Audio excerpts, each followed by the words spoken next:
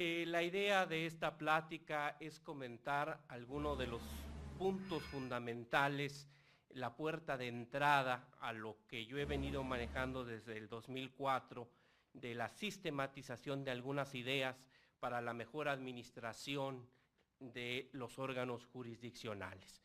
Entonces, aquí voy a partir, desde luego, de algunos de los planteamientos esenciales que se hacen en la obra que dio a conocer el maestro de ceremonias de administración y liderazgo, que es la base fundamental de esto que se está comentando.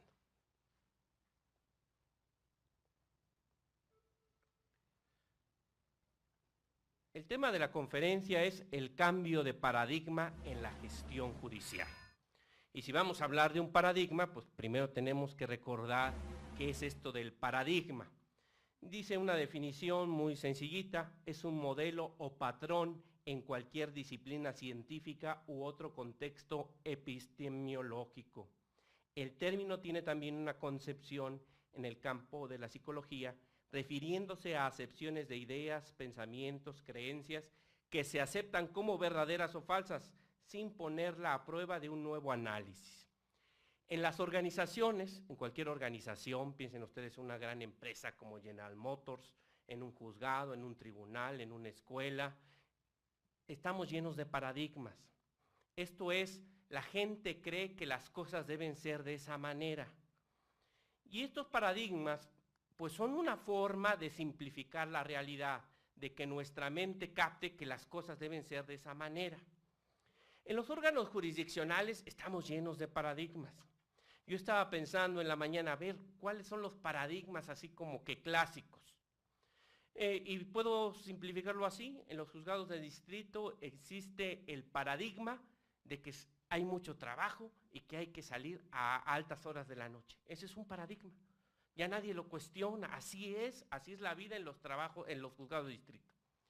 Y otro paradigma que, por ejemplo, en los tribunales colegiados es muy común, que en la sentencia hay que transcribir absolutamente todo.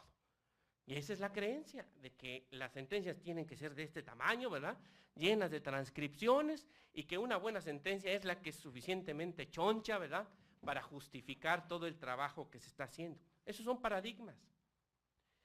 De lo que se trata precisamente aquí es pues hacerse consciente de que existen estos paradigmas en cualquier organización y desde luego en los tribunales y juzgados, y que pues probablemente hay otra manera de hacer las cosas, que es de lo que se trata al aplicar administración y liderazgo para órganos jurisdiccionales. Voy a partir de un cuento, cualquier semejanza con la realidad es pura coincidencia, es simplemente una historia inventada por mí que aparece en mi libro. En el juzgado pésimo de distrito en la ciudad de Caos, las jornadas de trabajo eran abrumadoras. Con frecuencia permanecíamos en él hasta altas horas de la madrugada. A pesar de dedicar tantas horas, no era gran cosa lo que avanzábamos. Los expedientes se acumulaban. Teníamos un gran rezago. Las resoluciones nunca se dictaban oportunamente.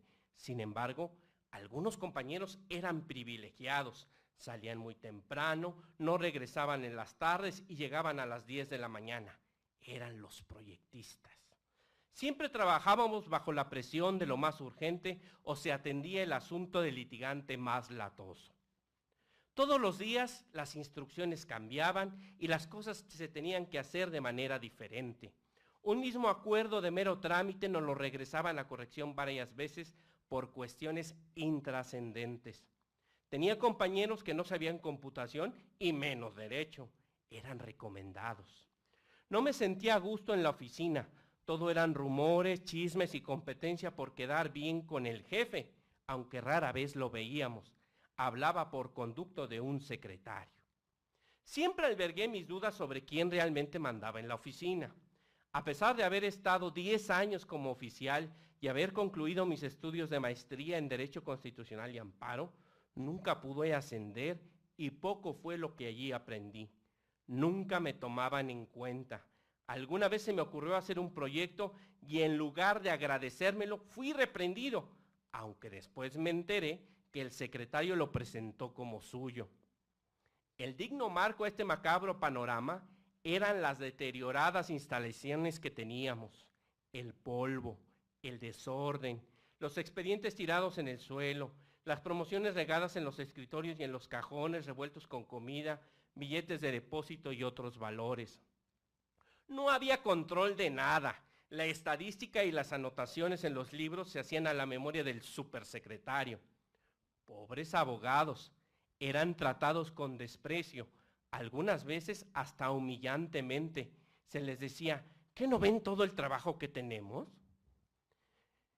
Como ven, pues esto nos hace pensar, claro, es una elucubración mía, eso pasa en los juzgados de Guatemala o de El Salvador, en México eso no se presenta.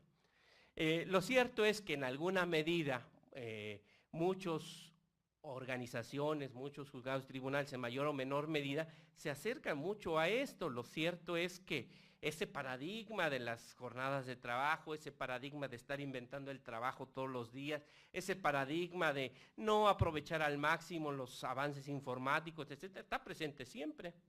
¿Qué caracteriza esto que yo he llamado el paradigma tradicional? En un tribunal o en una parte de esta están todas las cosas dadas. O sea, hay la creencia por los titulares y las personas que pertenecen a estos juzgados o tribunales que todas las cosas están dadas, que uno no puede cambiar el mundo, que las leyes, reglamentos y acuerdos fijan los procedimientos. El Consejo de la Judicatura Federal proporciona los elementos materiales y establece la plantilla de personal. Y que el juez o magistrado solo debe sentarse en su privado a revisar acuerdos y proyectos y firmarlos. Esto yo creo que es lo que caracteriza a este paradigma tradicional, que es como un fatalismo, ¿verdad? Somos víctimas de toda una serie de leyes, reglamentos, acuerdos, y simplemente mi labor es sentarme en el escritorio pacientemente, sumisamente, a revisar acuerdos y proyectos.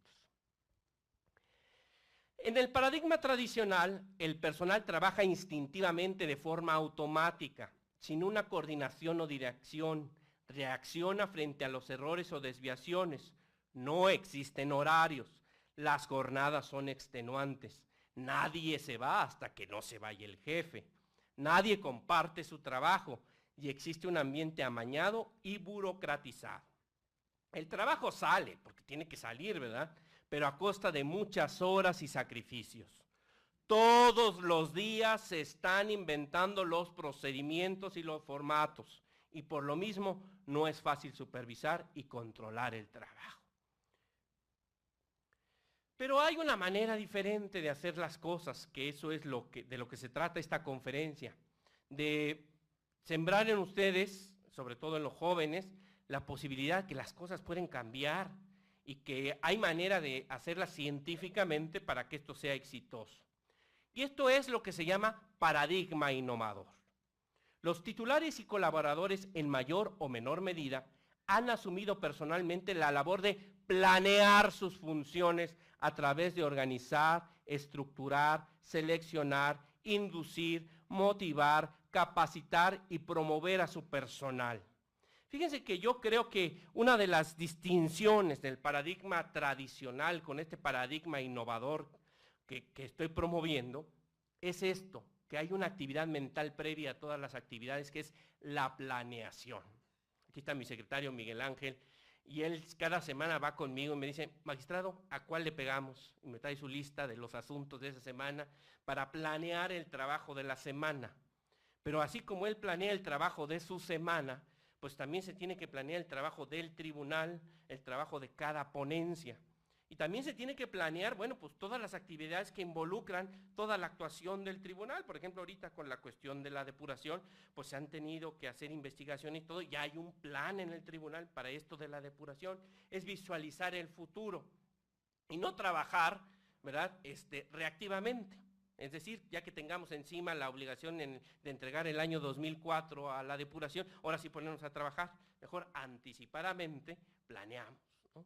Dice Baltasar Gracián que para los prevenidos no hay malas ocasiones, ¿verdad? Y es que si uno piensa por adelantado, es prevenido, planea, pues no va a tener problemas.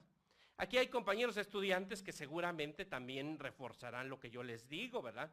¿Qué diferencia hay del compañero estudiante que todos los días estudia, aunque sea 15 minutitos, la clase que le dieron? Estudia el capítulo respectivo, llega el día del examen y ni se tiene que desvelar, ni tomar cantidades industriales de café con Coca-Cola y quién sabe qué más cosas se meten ahora.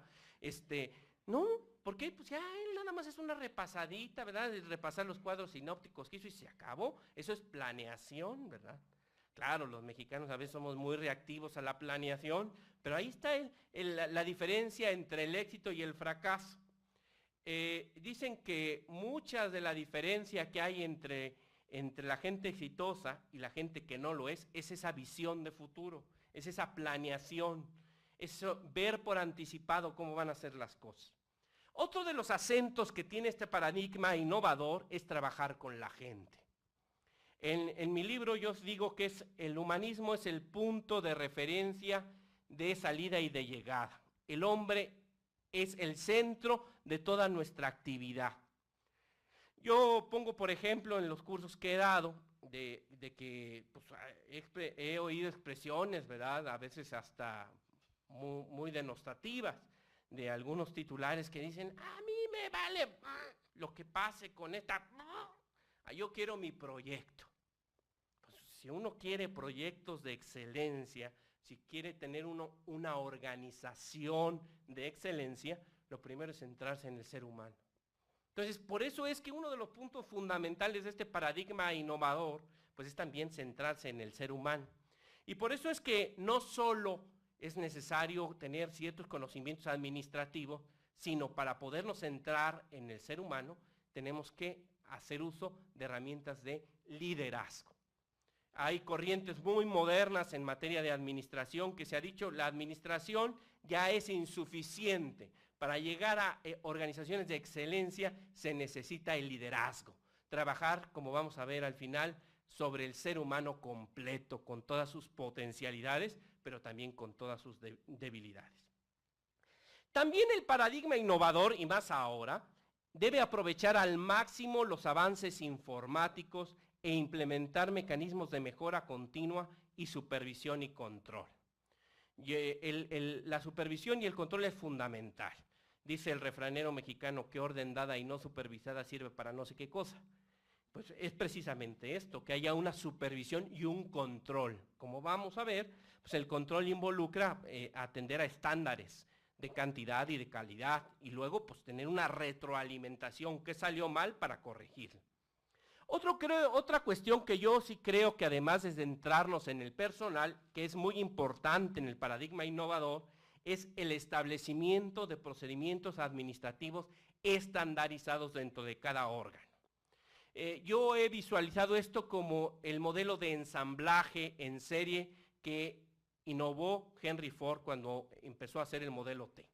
Se trata de que veamos los procedimientos de un órgano jurisdiccional, todos los procedimientos que se llevan, como esas líneas de ensamblaje, ¿verdad? Donde uno le pone la rueda, otro le pone una tuerca, otro le pone el volante, pero todo el mundo sabe qué es lo que tiene que hacer y el trabajo no se detiene, fluye hasta que se archiva el expediente.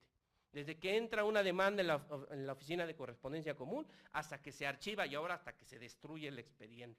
Entonces, todo ese flujo continuo debe involucrar que todas las personas saben perfectamente qué es lo que tienen que hacer. Este es el gran reto del paradigma innovador. Claro, alguien me ha dicho, oiga, magistrado, pero esto es mucho trabajo, hay que planear una bola de cosas. Sí, pero vale la pena en alguna medida, en mayor o menor medida, pero ir trabajando en estos temas. Al final, uno es el mayor beneficiario de esto. Otras de las características de este paradigma innovador.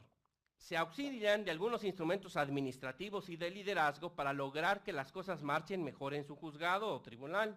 En este tipo de órganos se respeta el principio que reza: el juez debe ir en persona a su frente y hacer por sí mismo el oficio de capitán. En el juzgado pésimo de distrito en la ciudad de Caos, nunca se veía el juez, ¿verdad? Él hablaba por conducto de un supersecretario. Pues aquí eso es lo importante para encabezar estas transformaciones, y es una de las características del liderazgo, pues el líder se tiene que ver, santo que no se ve no es venerado. Y esto es fundamental en el liderazgo. Si no se ve quién es el que está dirigiendo la orquesta, pues es imposible lograr estas transformaciones. Y todo se va creando un círculo virtuoso. Todas estas cuestiones se van sumando en mayor o menor medida. La diferencia, los resultados. De seguir la postura tradicional o de llevar a la práctica algunas herramientas administrativas y cibernéticas se pueden advertir simplemente. Resoluciones dictadas con retraso, contradictorias, incompletas o incongruentes y de poca calidad. Ahí en el circuito donde yo estaba, pues había que denunciar la contradicción de tesis entre los secretarios del mismo tribunal unitario, ¿verdad? Porque si le tocaba el asunto a un secretario, pues salía en un sentido, y si le tocaba al otro secretario, pues salía en otro sentido. Pues eso no puede ser, es el mismo órgano jurisdiccional. Cuando yo llegué al juzgado de distrito ahí en Veracruz, pues cada secretario tenía su propia ley de amparo, porque los acuerdos eran diferentes, de la misma cuestión y tenían un sentido diferente, tenían su propia ley de amparo cada secretario. Entonces ahí era la importancia de estandarizar los acuerdos. Luego, resoluciones dictadas con retraso. Si no están los procedimientos muy claros, si no el titular no ha dado los elementos suficientes para que el trabajo fluya, pues se va a retrasar el trabajo. Y luego, pues las resoluciones pueden ser incompletas o incongruentes. No existen horarios. Yo creo que esto es algo bien importante, que nosotros trabajamos con seres humanos con necesidades, y las primeras en la pirámide de Maslow son las necesidades fisiológicas, ¿verdad? Si la gente no duerme, pues ¿cómo podemos creer que van a llegar a un trabajo intelectual tan desafiante como el trabajo jurisdiccional? La gente tiene que descansar, la gente tiene familia, la gente tiene que alimentarse bien, y yo creo que esa es la base para pensar en cualquier otra cuestión. Por esto es tan importante fijar los horarios. El personal está sometido a un desgaste permanente. Ya los secretarios andan así como zombies, ¿verdad? Ya no saben si están durmiendo o están despiertos, ¿verdad? Están en una duermevela, ¿verdad? Así medio especial. Los ambientes organizacionales son burocratizados y hostiles. Se corta el ambiente con un cuchillo. Y ustedes se pueden dar cuenta cuando llegan a alguna tienda, piensen ustedes, o algún establecimiento, alguna organización, se ve cuando hay un buen ambiente de trabajo, se siente cuando hay un buen ambiente de trabajo. Una vez una visitadora me dijo, oiga, qué buen ambiente se siente en su juzgado, se ve una cooperación entre todos, se siente. Y hay lugares donde de veras los secretarios de una ponencia tienen bajo pena de muerte prohibido hablar con los secretarios de la otra ponencia. Pues, oigan, estamos en el mismo barco, ¿verdad? Entonces esos ambientes hostiles, no, esto es como en el fútbol, háblense, compartan la información. Oye, yo ya hice una igual, pues, citamos el precedente y vamos adelante, estamos remando para el mismo lado, ¿verdad? Entonces, aquí es donde se ve esto aplicado, este ambiente de cooperación. Y luego lo más triste, esto es más común en los juzgados, problemas derivados de la falta de control de documentos importantes, billetes de depósito, pólizas de fianza, o instrumentos, objetos o productos del delito, etc. El desprecio o desconocimiento de algunos juzgadores o sus colaboradores de las cuestiones de organización y funcionamiento de un juzgado tribunal invariablemente traerán consecuencias de búsqueda o a través de cualquier otro evento similar en las decisiones sobre por qué es necesario un cambio, qué se debería cambiar y cómo debería conseguirse el cambio. Se está atento a cualquier sugerencia y se analiza ajustando de forma inmediata cualquier mecanismo o procedimiento. Los cambios, y esto es lo importantísimo, deben hacerse gradualmente y de manera prudente, tratando de convencer e involucrar al equipo en los beneficios que para todos traerán. En mi libro, una de las fuentes fundamentales es El arte de la prudencia de Baltasar Gracián, y esta es una frase de él: comenzar con pies de plomo, la prudencia entra con gran tiento, sus bastidores son la observación y la cautela, ellos van abriendo camino para pasar sin peligro. Cualquier acción irreflexiva está condenada al fracaso por la discreción. Comenzar con pies de plomo, y como dice Baltasar Gracián, ¿verdad? Sus bastidores son la observación y la cautela. Esto es cómo se gesta el cambio. Y aquí venimos ya convencidos de que las cosas pueden hacerse de otra manera, cómo se debe de gestar el cambio. Pero ahora viene la cosa, oye, ¿y sobre qué bases, sobre qué, digamos, ciencia puedo yo enfrentar esos cambios? ¿Cómo puedo visualizar la mejor manera técnicamente para hacer las cosas de otra forma? Y yo les presento esta pues leyenda como un ejemplo de cómo se presenta frente al juzgador su órgano jurisdiccional. Cuenta la leyenda que en Frigia vivía un buen campesino llamado Gordio. Toda su riqueza consistía en un carro y 2 bueyes que tiraban del carro. El oráculo vaticinó que sería rey de Frigia el primer hombre que pasara por cierta calle.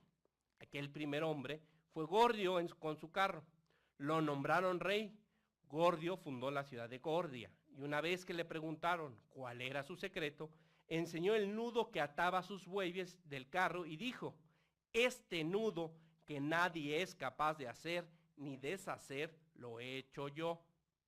A la muerte de Gordio, el carro y el nudo fueron guardados en el templo, confiando en que mientras nadie deshiciera el nudo, el reino de Frigia no sería sometido ni destruido. Llegó Alejandro Magno con su expedición guerrera y se enteró del oráculo y la leyenda.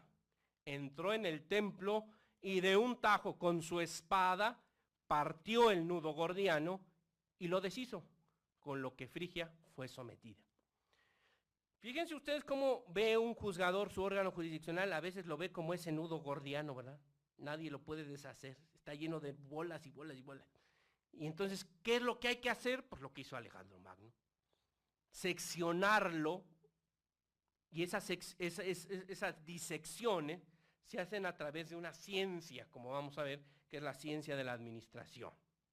Existe una ciencia que puede auxiliar al juez y a sus colaboradores a planear y resolver de manera integral el gran reto que representa la organización de un órgano jurisdiccional. En un juzgado tribunal permitirá lograr la máxima eficiencia en la forma de coordinarlo a través de planear y regular sus operaciones con la finalidad de impartir la justicia federal de manera pronta, completa e imparcial, como le exige el artículo 17 constitucional. Por otro lado, el empleo de algunas herramientas administrativas traerá otras consecuencias positivas, como un sistema de mejora continua, un clima organizacional propicio para la excelencia, una mayor racionalidad en las jornadas de trabajo, una comunicación fluida en el órgano, en una palabra, posibilitarán la felicidad de las personas que trabajan en el juzgado o tribunal. Yo me acuerdo que en uno de los cursos para jueces, yo les empecé el curso diciéndoles: ¿ustedes quieren ser felices? ¿Ustedes quieren que las personas que trabajen con ustedes sean felices? Pues háganme caso. Y ahí yo les empecé a platicar de las vivencias, de los resultados, de tener jornadas de trabajo razonables, de compartir el trabajo, de tener comunicación fluida, etcétera. Y bueno, la verdad sí, pues uno logra ser feliz, en lugar de pensar: ay, ahí voy a ir a llegar al juzgado, y ahí está este hijo de la... no, y ahí está fulano, no. Bueno, pues mejor pensar: oye, no, pues el buen ambiente de trabajo, hasta uno quiere llegar a trabajar, ¿verdad? El juzgado o tribunal depende básicamente de un equipo de personas a las que debe asignárseles y supervisárseles tareas específicas en el que el titular y sus colaboradores inmediatas de manera personal deben asumir su dirección y coordinación. El juez o magistrado, y en menor medida sus secretarios o actuarios, deben orientar sus esfuerzos propiamente a la planeación, dirección, supervisión y control de las labores del juzgado, dejando a sus colaboradores las tareas de ejecución propiamente dichas. Uno de los principios básicos en la dirección son los principios de delegación y subsidiariedad. O sea, hay que delegar a los colaboradores pues las tareas que son de ejecución propiamente, y el principio de subsidiariedad, que no haga el superior lo que debe hacer el inferior. Y ahí hay varias anécdotas. Una de ellas me comentó una visitadora que veía que el libro en un juzgado de distrito, el libro de juicios civiles y mercantiles, le faltaban anotaciones. Le preguntó al juez que por qué no tenía anotaciones en el libro, y el juez le respondió: mire, es que esto es tan complicado, de iniciados, que yo personalmente hago las anotaciones en el libro, pues entonces imagínense ustedes que el juez está haciendo anotaciones en los libros en lugar de estar revisando los proyectos de sentencia o dirigiendo propiamente el órgano jurisdiccional, principio de subsidiariedad. La atención del juez o magistrado debe centrarse estratégicamente en los puntos claves, sin perjuicio de que de manera excepcional pueda realizar otras labores que en principio deben corresponder a sus colaboradores. Los secretarios actuarios, a la par de realizar labores de ejecución, coadyuvan con el titular en la administración del órgano jurisdiccional y en la parte que de él tienen asignada. Cada secretario en su mesa de trámite, cada actuario en la sección del juzgado tribunal que le corresponde, es líder de esa sección. Y pueden implementar algunas de las herramientas que aquí hemos comentado. En un juzgado tribunal trabaja un equipo que debe estar perfectamente capacitado y sincronizado, donde cada servidor público sabe con claridad su función y los detalles de su actuación. Asimismo, cuenta con los medios materiales y de organización para realizarlos de la mejor manera. El equipo de trabajo debe estar plenamente consciente de la importancia y trascendencia de la labor que se desarrolla y tiene muy claros los objetivos del juzgado y su filosofía. Además de la cuestión de la administración, sí es muy importante hablar de otro tema que es el liderazgo. Pues por razones del tiempo no me puedo detener en ver cada una de las etapas del procedimiento administrativo, pero es muy importante dentro de esta administración pues ver ese nudo gordiano y que esas secciones se pueden hacer a través de la planeación, la organización, la integración, la dirección y el control. Estas 5 etapas del procedimiento administrativo permiten pues, hacer esas secciones del nudo gordiano y a partir de utilizar los principios que la planeación tiene, la organización tiene, la integración tiene, la dirección tiene y el control, se puede lograr esa organización exitosa que todo mundo deseamos, ¿verdad? Pero además de estas etapas del procedimiento administrativo y de llevar a cabo estos principios que marca el procedimiento administrativo en cualquier organización, se necesita liderazgo. Entonces, no basta aplicar principios administrativos, sino que también se necesita liderazgo. Y eso cada vez se ve más reflejado. Stephen Covey, que se hizo famoso con los 7 hábitos de la gente altamente efectiva, uno de sus más recientes libros es El 8º hábito, de la efectividad a la grandeza. Y este es un libro de liderazgo. Y ahí él plasma que por más esfuerzos que se hagan en materia administrativa, si no hay ese liderazgo, pues es difícil cambiar la realidad, porque finalmente ¿con qué trabajamos? Pues con seres humanos. Y para trabajar con seres humanos se necesita liderazgo. Dice esta frase de la Biblia: si un ciego se mete a guiar a otro, ambos caen al hoyo. El liderazgo es un arte que se aprende y parte de tomar la iniciativa. O sea, se ve, el liderazgo se siente, se toman iniciativas. Tiene como base moral la credibilidad de una conducta personal adecuada. Se desarrolla a partir de la influencia lograda en los colaboradores por centrarse en el ser humano completo. Y aquí viene el punto que hay que destacar. El liderazgo implica que uno tome al ser humano completo, cuerpo, mente, corazón y espíritu. En servirlos con amor, este es algo que empieza a hacer que también muchos paradigmas se cambien. El líder es el primer servidor de sus colaboradores. Cuando uno piensa, uno de los grandes líderes del mundo, Jesucristo, pues el que quiera ser el primero tendrá que ser el último y servirlos a todos. Entonces, este liderazgo de servicio es precisamente lo que se logra, lo que se quiere. Yo tengo que poner como líder de una organización todas las condiciones necesarias, atender a las genuinas necesidades de mis colaboradores para lograr la efectividad del órgano jurisdiccional.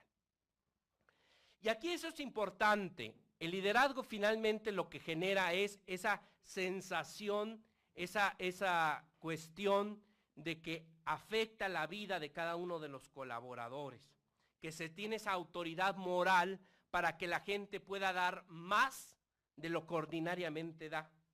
Y eso es atender a las genuinas necesidades de los colaboradores, fisiológicas, de seguridad, necesidades sociales, de estima y de realización. Esta habilidad o destreza se consolida con el propio conocimiento de la actividad que se realiza. Desde luego, pues, un magistrado, un juez que sea un animal en derecho, pues lógicamente no va a poder tener liderazgo. O sea, primero se tiene uno que ser técnico en su función, y ese no es el problema. En el Poder Judicial la gente está altamente capacitada. El problema es trabajar en las habilidades humanas que se requieren. Entonces, aquí se requiere un compromiso con la misión institucional, su visión, sus valores y objetivos, con acciones efectivas, proactivas. O sea, el liderazgo se ve con acciones para el cambio. Por eso el líder debe encabezar los cambios. Con visión de futuro, las cosas pueden ser mejor. De gestión del cambio, de estímulo y motivación. Fíjense que esta es mi modesta aportación. Después de haber leído, pues yo creo que más de 30 libros sobre el liderazgo, hice esta pirámide y se las explico brevemente. La base del liderazgo es esta base moral, es credibilidad, es conducta personal adecuada. Si alguien no tiene integridad moral, difícilmente va a ser líder. Después hay lo que se llama factores del liderazgo. La posición jerárquica del juez o el magistrado, o el secretario que es titular de una mesa de trámite, o el secretario de acuerdos, o el actuario, bueno, tienen esa posición jerárquica de liderazgo, digamos, competencia profesional y características personales. Claro, hay características personales que facilitan el liderazgo. Una persona que sabe comunicar bien, que es extrovertida, claro, pero pues todo esto se puede aprender. Luego, ¿cómo se ve el liderazgo? Pues con iniciativas. Nadie puede ser líder si no toma la iniciativa en algo. En llevar a cabo acciones que trasciendan de su cabecita a la realidad. Y luego, pues también con la influencia que se logra en los colaboradores a través de atender sus genuinas necesidades fisiológicas, de seguridad, sociales, de estima y realización. Del ser humano completo, cuerpo, mente, corazón y espíritu. Y además esto se tiene que hacer con amor y servicio. Uno de los autores, por ejemplo, agarra la carta de San Pablo a los romanos, la que se lee en las bodas, y dice, bueno, es que hay que servir a los colaboradores con paciencia, amabilidad, humildad, respeto, generosidad, indulgencia, honestidad y compromiso. Finalmente, con amor. Hay un compromiso absoluto con la misión, visión, valores y objetivos organizacionales. Y finalmente, con acciones y roles, lo que se llama el liderazgo situacional, es que finalmente se materializa en cada uno de los colaboradores ese liderazgo. Entonces, cuando oigan ustedes hablar de liderazgo, pues esta pirámide explica muy bien qué es esto del liderazgo. Muchas veces dicen que el liderazgo se siente y a veces no se puede explicar. Pero finalmente yo creo que esta pirámide recoge muchas de las ideas de lo que es finalmente el liderazgo, y es un arte que se aprende. Y esto es como todas las cuestiones humanas, va en grados, ¿verdad? A veces dice el ministro Azuela, pues es que los seres humanos somos imperfectos y a veces nos levantamos de malas y a veces tenemos acciones así heroicas, ¿verdad? Y a veces no, y a veces respondemos mal y somos seres falibles. Lo importante, también como dice San Pablo, es no perder el rumbo y pues, tener esto como alguna referencia, como alguna brújula que nos permita hacer mejor el trabajo en los órganos jurisdiccionales. Pongo a su disposición el correo electrónico. En la página también de la coordinación hay una sección de administración y liderazgo, incluso el que quiera profundizar un poquito en estos temas, hay unas presentaciones de PowerPoint bastante curiosas sobre los distintos temas de administración. Es cjmgto.org. Ahí hay una sección que se llama Administración y Liderazgo. Ahí pueden ver un comentario sobre los temas, todo el material del curso, del último curso que di a los jueces. Y desde luego pongo a su disposición mi libro Administración y Liderazgo para órganos jurisdiccionales. Esta es la segunda edición y aquí pueden profundizar en estos temas. Pues muchas gracias.